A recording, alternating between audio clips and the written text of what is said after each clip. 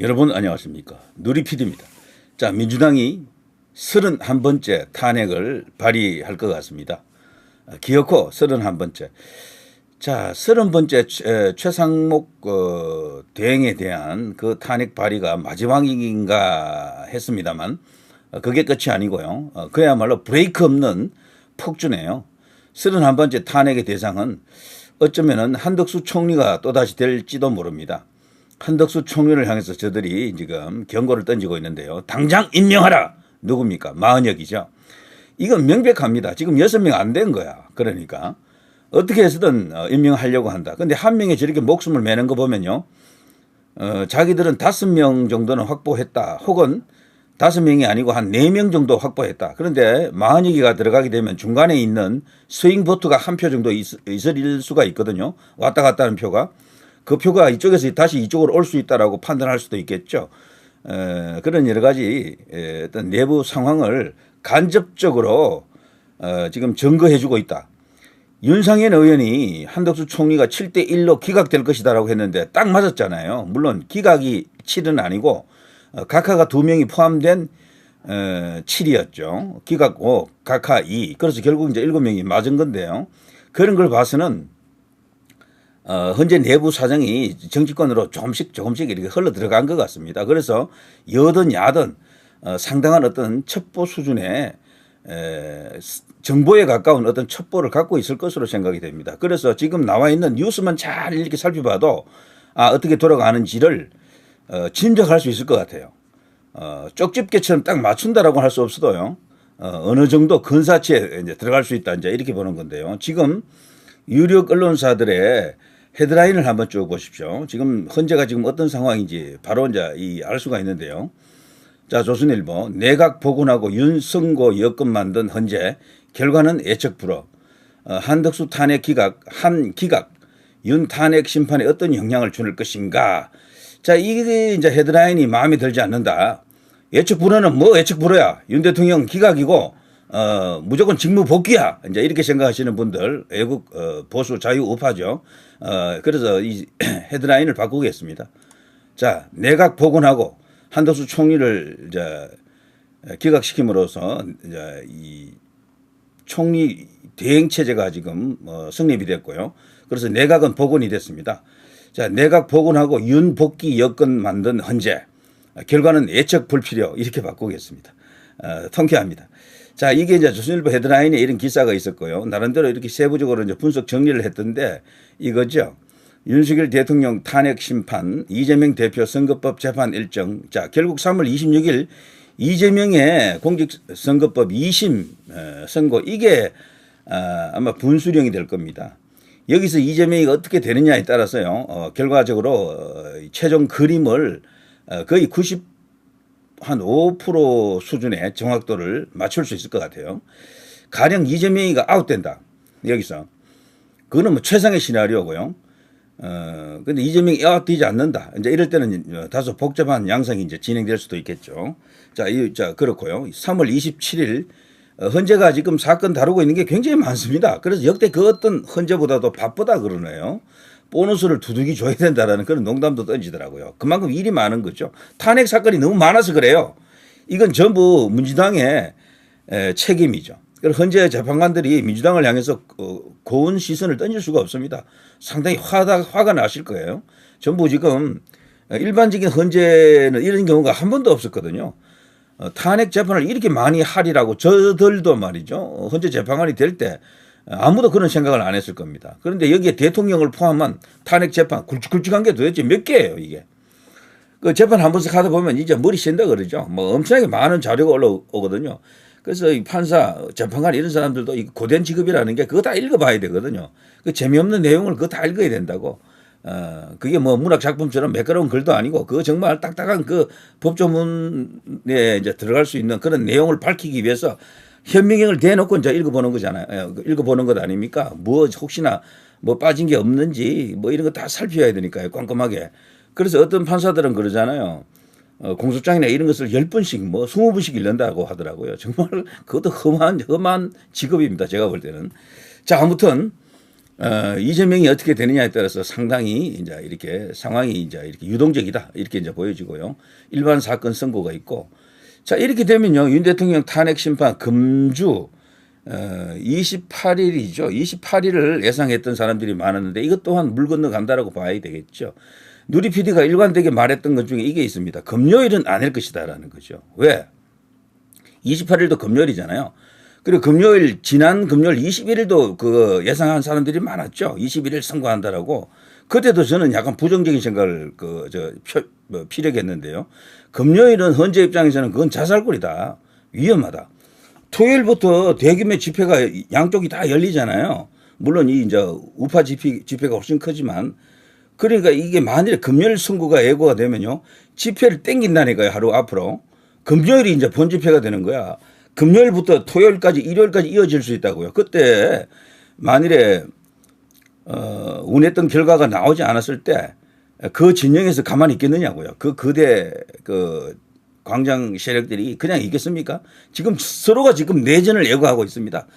지금 여권 쪽도요. 윤 대통령 탄핵 기각을 외치는 쪽도 전부 내전을 말하고 있습니다. 만일에 대통령을 인용시켜서 파면할 경우에는 내전을 각오하라. 전부 뭐 이렇게 말하고 있고 반대 진영도 요즘 공공연히 내전이야.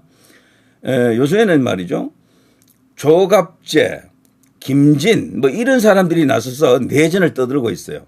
윤 대통령을 만일에 복귀시킬 경우 국민의 뜻을 받들지 아니하고 윤 대통령을 파면하지 아니하고 만일에 기각이나 각하 같은 걸 통해서 직무 복귀시키게 되면 내전이 터진다라고 떠들고 있는 게 조갑재 그리고 저 김진 중앙일보 논설위원 아시죠? 이런 사람들입니다. 그 이야기를 MBC 같은 데서 받아가지고 이런 식으로 써먹고 있더라고요. 대통령 파면이 순리 원칙 말하는 보수 논객들 이 사람들이 지금 말이죠. 내전 터진다라고 외치고 있는 거죠. 이걸 지금 좌파들이 받아가지고 웬 떡이냐 오케이 땡큐 그야말로 천군만마가 되겠죠. 이런 걸 논리로 또 저들이 활용을 합니다. 그래서 이 세 사람은 도대체 정체가 뭡니까라고 물을 수밖에 없는 거죠. 자, 아무튼요, 이거 아니고요. 자, 이렇게 되면 3월 말, 4월 초가 유력해지겠죠. 3월 말이면 3월 31일입니다. 3월 31일이 월요일이거든요. 저는 금요일은 아니라고 봐요, 무조건. 금요일은 위험해요. 헌재 입장에서는 완전 거대한 소요를 부채질하는 겁니다. 그거는. 약간이라도 머리가 있는 사람이라면 웬만하면 금요일은 피할 거요. 통상의 선거하고는 다르다니까요. 통상에는 금요일 선거를 많이 했었죠. 그런데 이거는 아니다. 너무도 지금 양쪽이 격앙되어 있기 때문에 특히 이제 우파 보수 애국 자유 쪽에서는 그야말로 인용이나 파면 터지면은 그냥 뭐 끝장낸다라는 것 아닙니까? 이거를 저들이 감안한다 그러면은 그리고 또 반대 진영도 마찬가지예요. 요즘은 그쪽에는 민주당 의원들이 직접 내전을 지금 예고하고 있더라고요. 자, 그래서 뭐 국민들의 그런 어떤 일촉즉발의 상황을 이해한다 그러면은 금요일은 피하겠죠. 뭐 목요일도 가능성이 좀 있지만 뭐 금요일이나 목요일이나 뭐 비슷비슷합니다. 제가 볼 때는. 그래서 월화가 유력하다라고 보는 거죠. 월화. 3월 31일이 월요일이고요. 4월 1일이 화요일이에요. 이 두 날 중에 하루가 될 가능성이 큽니다. 거기서 하루 더 연장이 된다 그러면 문영배 이민선이 퇴임하기 전에 있는 마지막 주 그때 월화가 되겠죠. 이제 그렇게 보는 게 합리적일 것이다라고 생각합니다. 문영배 이민선이가 4월 18일 날 퇴임하니까 말이죠. 그래서 월화가 두 번 돌아옵니다. 두 번씩. 자, 월화 3월 31일, 4월 1일. 그다음 또 뭐 4월 며칠, 4월 며칠에서 이 두 번 돌아오는데 두 번씩 돌아오는데요. 그때가 아닌가 이런 생각이 듭니다. 이재명이가 이 2심 선고에서 중성을 또 입었다. 뭐 그러면은 윤 대통령 복귀는 훨씬 더 가능성이 높아지는 거고요. 지금도 뭐 충분하게 확정됐다라고 볼 수도 있지만 더 확고해지는 거죠. 자, 그리고 이재명은요, 333의 그 원칙에 의해 가지고 633의 원칙에 의해 가지고 6월 26일 대법원 법정 선고 기한이 있습니다. 자, 이런 식으로 끌어버리면 이재명은 대선 출마 이제 완전 막힐 수도 있겠죠. 만일에 어쨌거나 뭐 대선이 열린다 해도 못 나갈 가능성도 굉장히 커지는 거죠. 이런 것까지도 물려있기 때문에 윤 대통령 측에서는 최대한 시간을 끌고 선거를 늦추려고 했던 것 같습니다. 그런데 그것이 어쨌거나 현재까지는 뭐 아기가 딱딱 잘 맞고 있는 거죠. 지금 이렇게 선거가 늦춰지면서 불만이 많은 쪽은 민주당 쪽입니다. 이재명 개딸들이에요. 지금 선거가 늦어진다고 그래서 우리 국민의힘이라든가 이게 윤 대통령이라든가 이쪽 지지층에서는 그걸 그닥 이렇게 불편해하지 않잖아요. 시간이 갈수록 오히려 유리해진다, 상황이 좋아진다라고 보기 때문에 대선은 없다, 조기 대선은 절대 없다. 오히려 그거보다는 조기 총선의 가능성이 크다. 지금 저쪽에서도 지금 조기 총선 한다고 지금 떠들고 있잖아요. 그게 단순한 립 서비스가 아니더구나. 보니까 그거를 받아가지고 또 다른 어떤 의원들이 또 말하고 막 그래요 지금. 그래서 그게 어떤 정치적 이유가 있죠, 목적이 있죠. 분위기를 조금 이렇게 바꾸려고 하는 그런 의도도 있고요. 그리고 현재 재판관들을 향해서 뭐 떡밥을 던지는 것이다 이렇게 보여지는데, 자 그거는 좀 다른 시간에 또 이야기해 보도록 하고요. 자 아무튼 내각 복원하고 윤 대통령 복귀 여건 만든 헌재 결과는 예측 불필요하다. 이게 이제 우리 애국보수 자유 우파의 생각들이죠. 자 그밖에 자 이게 헤드라인을 좀 보면요, 위에 중앙일보입니다. 한덕수 기각은 조기 대선 시그널이다. 윤 탄핵 낙관하는 민주 왜? 자, 이 기사를 제가 이렇게 여러분에게 한번 권해드리고 싶습니다. 한번 읽어보세요. 이게 중앙일보인데요. 지금 한덕수가 복귀된 것이 오히려 윤에게는 불리하다라는 그런 의미도 있더라고 여기. 그런데 이걸 우리는 믿지 않는 거죠. 자, 이게 이제 중앙일보고 그들의 희망 고려, 희망 사항이다. 뭐 이렇게 생각하시고요. 자, 내란죄 철회 언급 없었다. 한덕수 총리가 기각은 됐지만 탄핵할 정도로 무겁지는 않다라는 게 요지잖아요. 그러니까 위헌 자체가 완전히 없었다라는 걸 말해준 건 아니다라면서 오히려 이것은 윤 대통령의 위헌성을 더욱더 증명해 준 것이다. 이렇게 또 억지로 또 그렇게 주장하는 사람들도 있죠. 그래서 윤 대통령 심판은 완전히 다를 것이다라는 게 그들의 입장이고 생각이고 희망입니다. 한마디로 정신승리, 희망 고문이다. 뭐 이렇게 보고 넘어가죠. 뭐. 자, 그 밑에 요건 동아일보인데요. 야당 한덕수 복귀 하루 만에 재탄핵 시사 만역을 당장 임명하라. 이걸 보더라도 지금 윤상현 의원이 7대1을 마친 것처럼요. 이들도 알고 있는 거죠. 내부 상황을. 6명이 됐으면 벌써 선거했어요. 이재명 입장에서는 벚꽃 대선, 뭐 장미 대선, 뭐 거기까지만 생각했지 그 후는 생각도 안 했거든. 그 후라고 하는 것은요, 대선이 없다라는 이야기야. 조기 대선은. 벚꽃 장미 대선까지였지 그 후는 6월 대선, 7월 대선은 이게 이재명의 시나리오에는 없었다라고 봐야 돼요. 그러니까 이거 완전 자기가 초읽기에 몰린 거야. 궁지에 몰린 거죠.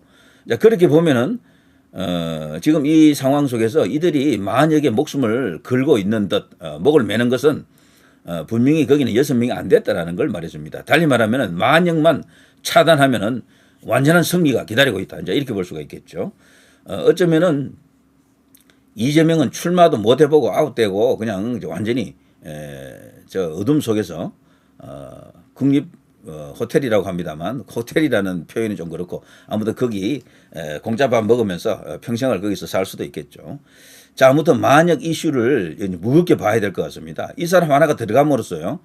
한 명이 아니고 둘이 될 수 있어요. 만약 둘이 될 수 있다니까. 그게 무슨 뜻인가 하면은 아까 제가 시작할 때 그랬잖아요.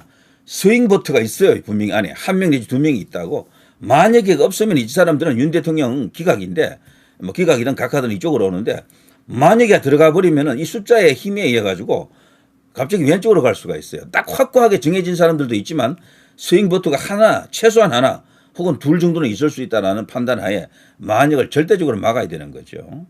처음부터 만약을 임명하는 게 안 한 게 그 임명 보류한 게 최상목의 신의 한 수입니다. 저는 이번에 대통령이 완전히 이제 직무 복귀하고 만약 없는 상태에서 인용이 아니고 기각이나 각하 판정이 난다 그러면요. 큰 공로자 중에 하나가 최성목이다라고 생각합니다. 끝까지 버텼잖아요. 저들이 얼마나 치를 떨었으면 그래서 최성목에 대한 탄핵을 그게 이제 저 총리가 지금 복귀했기 때문에 필요 없는데도 불구하고 끝까지 밀어붙인다 그러더라고요. 끝까지. 괘씸하다라면서. 근데 거기에는 또 다른 그 뭐랄까 저들의 노림수가 있습니다. 지금 봐서는요. 한덕수 총리도 임명 안 할 것 같거든. 안 합니다. 저분. 자 그러면 한덕수 총리를 또 탄핵할 거 아니에요. 151석이면 되거든. 쉽게 할 수 있다고. 지들끼리만 해도 할 수 있어요. 그래 날린다고. 그럼 한덕수 총리 또 날리고. 그러면 또 오는 게 누굽니까? 또 최상목이가 오는 거야. 그래 최상목이 또 날리는 거야. 이거. 이 사람들은 그래서 최상목이를 미리 날려놓고 시간 벌기를 할 겁니다. 최상목이를 미리 날려놓지 않으면은 그 최상목이를 또 이렇게 탄핵하는데 시간이 또 걸리잖아요. 그걸 미리 정리해놓고 다음에 이주호한테로 바로 넘길 가능성이 큽니다. 이주호가 교육부 총리 아닙니까? 순위를 봐서 거기거든요. 근데 제가 볼 때 이주호는 위험해요. 이주호까지 가면 안 됩니다. 이주호는 최상목이처럼 버티지 못할 것 같아요. 제 생각에는. 그 사람은 양력이나 그 저 배우를 이렇게 쭉 살펴보면은 아주 위험하다. 중국 냄새가 너무 나요. 그 사람은. 그것도 제가 언제 한번 자세하게 정리를 해드리겠습니다. 아무튼 그런 상황.